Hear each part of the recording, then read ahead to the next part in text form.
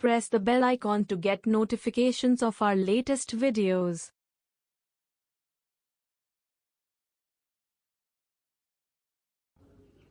सुशांत सिंह राजपूत की मौत ने हम सबको झंझोड़ के रख दिया है, मगर कुछ लोग जो इस चीज में माहिर हैं कि कैसे पैरेलल नैरेटिव चलाना है, वो इस तरह से चला रहे हैं कि हाँ, जिनका दिमाग कमजोर होता है वो ये डिप्रेशन में आते हैं और सुसाइड वगैरह कमिट करते हैं। विशुद्ध चूतिया लड़के हो तुम, चुप रहो। सुशांत सिंह राजपूत की हत्या के बाद कई चीजें बाहर निकल के आई हैं। कुछ मैंने इंटरव्यूज पढ़े हैं, कुछ डायरेक्टली भी बात की है। तो उनके पिताजी का कहना है कि वो फिल्म इंडस्ट्री में हो रही टेंशन के करके बहुत ज्यादा परेशान थे। अभिषेक कपूर जिन्होंने उन्हें लॉन्च किया, उनके साथ हाल ही में एक फिल्म की है केदारनाथ, उनका कहना है कि it was a systematic dismantling of a fragile mind. Ankita जो उनकी लॉन्ग टर्म पार्टनर रह चुकी है, उनका कहना है कि वो सामाजिक रूप से की गई अपमान और बेइज्जती नहीं सहन कर पाया। हमारी पब्लिक की आंख तब खुलती है जब वो बंदा इस दुनिया में ना बचता। उसके बाद उसके फॉलोअर्स भी बढ़ाएंगे, उसके लिए जस्टिस भी मांगेंगे, बहुत सारी चीज, मतलब उसके मरने के बाद ही होंगी सारी चीजें। भाई ऐसे सपोर्ट का कोई फायदा नहीं है। अगर तुम्हें ऐसे दिख रहा है कि इंडस्ट्री में कोई ऐसा बंदा है जिसके साथ ऐसे मतलब इनजस्टिस हो रहा, तो उसको अभी से सपोर्ट करो, उसके मरने का वेट मत। जो बंदे ने स्टैनफोर्ड की स्कॉलरशिप, वो रैंक होल्डर है in his entrance for engineering, उसका दिमाग कमजोर कैसे हो सकता है? अगर आप देखें उनके कुछ लास्ट पोस्ट, वो क्लियरली कह रहे हैं कि लोगों को बैक कर रहे हैं कि प्लीज मेरी फिल्म में देखो, मेरा कोई गॉड फादर नहीं है, मुझे निकाल दिया जाएगा कुछ भी। तो अब मैं आपको बताऊंगी कि मूवी माफिया ने ना कि सिर्फ उनको बैन किया था, सिस्टमैटिक डिसमेंटलिंग, कैसे कतरा कतरा करके उनका दिमाग तोड़ा गया है, उनको मारा गया है। कुछ भी इंडस्ट्री से अपने इंटरव्यू में वो जाहिर कर रहे हैं कि मुझे क्यों नहीं ये इंडस्ट्री अपनाती है, I feel like a left over. तो क्या इसमें इस हादसे की कोई बुनियाद नहीं है? किस तरह से अगर किसी और स्टार किड ने इस तरह से 6-7 के साल के स्पैन में काय पोचे जैसे उनको कोई डेब्यू की कोई एक्नॉलेजमेंट, कोई अवार्ड नहीं मिला, या केदारनाथ या धोनी या छिछोरे जैसी फिल्म। अब ये जो पुरस्कार वगैरह जो है, इसका जो है टैलेंट से या क्वालिटी से कोई लेना देना आज के समाज में रहा नहीं है, इसका सिग्निफिकेंस भी नहीं है। ब्लाइंड आइटम आप इसलिए लिखते हैं क्योंकि आप जब झूठ लिखना होता है, आपको के अगेंस्ट कोई लीगल एक्शन नहीं लिया सकता, क्योंकि आपका तो नाम ही नहीं लिखा, मगर उसकी जो डिस्क्रिप्शन होती है, जैसे मेरे बारे में लिखा जाएगा कि जिस लड़की के घुंघराले बाल हैं, जिसको नेशनल अवार्ड मिला हुआ है, साइकोटिक है, इस तरह से जो कि मनाली से डिस्क्रिप्शन पूरी दी जाएगी, मगर नाम नहीं लिखा जाएगा। एकदम इन्होंने वक्त बदल दिया, जज्बात बदल दिए, जिंदगी बदल दी। हमें आपसे कुछ नहीं चाहिए, हमें आपकी फिल्में नहीं चाहिए, लेकिन जो हम खुद करते हैं आप हमारे एक्नॉलेजमेंट क्यों नहीं हमें देते हैं? एकदम इन्होंने वक्त बदल दिया, जज्बात बदल दिए, जिंदगी बदल दी। मुझे इनकी फिल्में, मैं जो खुद फिल्में डायरेक्ट करती हूँ, उनको सुपरहिट फिल्मों को ये फ्लॉप घोषित करते हैं। Oh my God! 6 केसेस क्यों डाले गए? क्यों मुझे जेल में डालने की कोशिश की गई? और मुझे इनके जो चमचे जर्नलिस्ट हैं, वो सुशांत जैसे लोगों पे जो ब्लाइंड आइटम्स लिखते हैं कि वो साइकोटिक है, न्यूरोटिक है, एडिक्ट है। संजय दत्त की एडिक्शन तो आपको बहुत क्यूट लगती है। एकदम इन्होंने वक्त बदल दिया, जज्बात बदल दिए, जिंदगी बदल दी। 23 अगस्त 2017 को बॉलीवुड लाइव सुशांत के बारे में लिखता है कि वो जब भी सेक्स करता है तो सिर्फ अपने ही गाने सुनता है, वो सबसे बड़ा नार्सिसिस्ट है।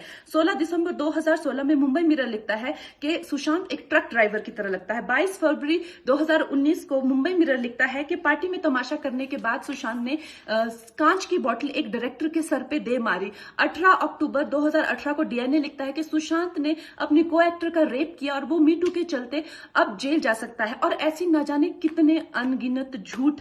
और ये जो बुद्धिजीवी जर्नलिस्ट हैं, ये जो चील कौए गिद्ध हैं, जो मूवी माफिया के पाले हुए हैं, ये इसको मेंटल, इमोशनल, साइकोलॉजिकल लिंचिंग को जर्नलिज्म कहते हैं। विशुद्ध चूतिया लड़के हो तुम, चुप रहो। मेरे बारे में आज तक जो भी कहा गया मैंने कुछ निकाला, लेकिन जब एक स्वतंत्रता सेनानी के खिलाफ गंदगी लिखी गई, मैंने उस जर्नलिस्ट को कॉन्फ्रंट किया। आपको पता है उसी रात 4 सीनियर जर्नलिस्ट ने मेरे खिलाफ एक गिल्ड बनाई।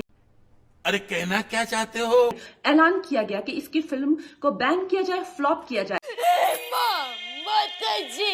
आपको पता 3000 जर्नलिस्ट गैंग अप होते हैं एक अकेली लड़की पर, उसकी इमोशनल लिंचिंग करते हैं सरेआम, और ये समाज कुछ नहीं कहता, कानून कुछ नहीं कहता है। एकदम इन्होंने वक्त बदल दिया, जज्बात बदल दिए, जिंदगी बदल दी। वो लोग मुझे मैसेज करते हैं कि तुम्हारा बहुत डिफिकल्ट टाइम है, तुम ऐसा वैसा स्टेप मत उठा लेना। ऐसा क्यों कहते हैं मुझे ये? Oh my God! क्यों मेरे दिमाग में डालना चाहते हैं कि आप सुसाइड कर लीजिए?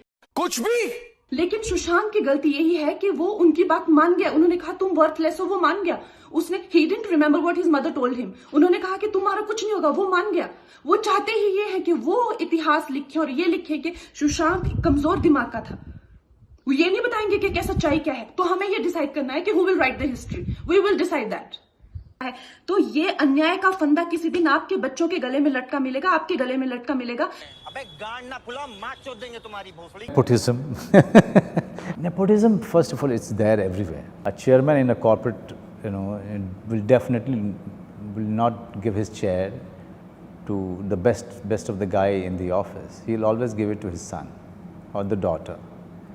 A Seth in a jewelry shop will not give his galla to his salesman, who is working behind the counter. Maybe he must be as honest as Shri Harshchandra, but he will not give that counter to him. But still, that should not stop us from, seeing dream. That should not stop us from having a big dream. What we should do, we should really be prepared with skill and the craft. We should really work very hard on ourselves, not taking any day for granted, anything for granted.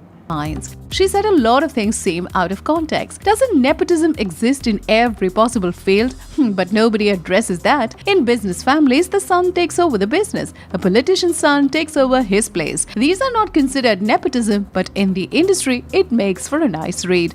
Also, not many star kids have achieved what their parents have, so I don't understand why people are going on about it.